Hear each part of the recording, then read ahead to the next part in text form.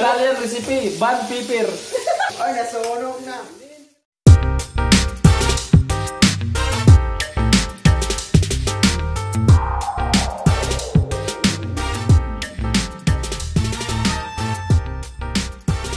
Kailangan mga 10 bitsin siguro, okay na yun.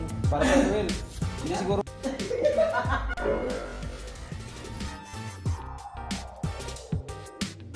Oh no! Ilang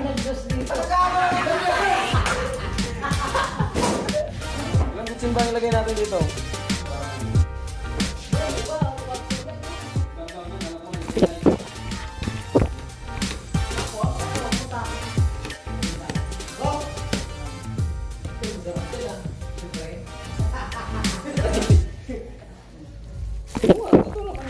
Kahit ako pinumin mo ako, kukuin lang mo sa akin yun.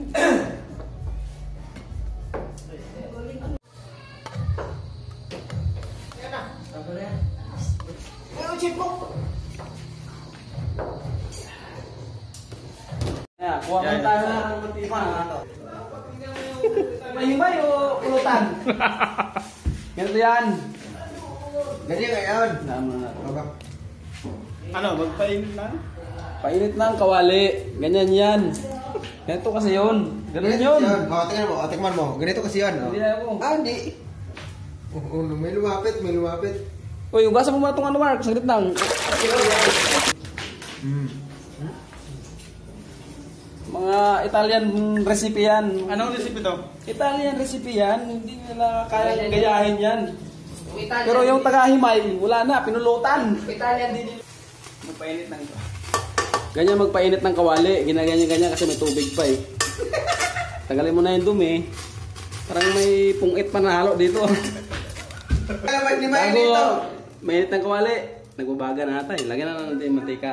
Kunti lang naman. Mga isang Pero ito, lalagyan mo muna ng mantika to. yung bakwang. Si bakwang. Si bulyon ba? Ay, ahos pala. Oh, basta ka talaga talo. Kahit anong kailangan. Si bulyon. Kulang pang si bulyon ha. Yan. O sili. Ginagmay lang sili. Kasi may tigulang tayo na papakainin eh. Sino si Panat? Tapos yung isda yung isa mo dyan. Ito ano, pagpabango. Ito tinatawag na ban pipir.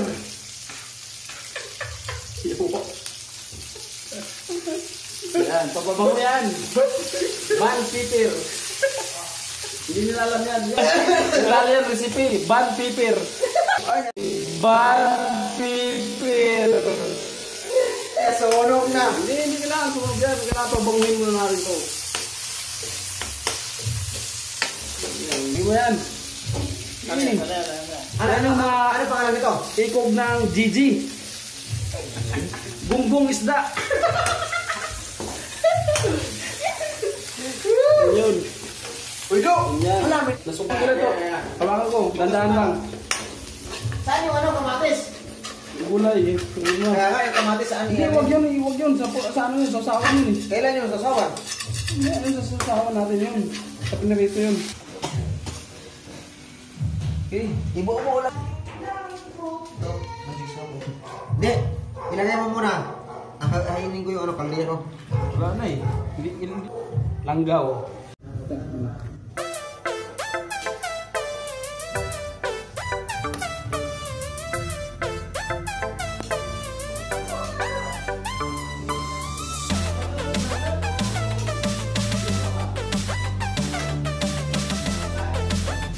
Ang tawag dyan, Ben?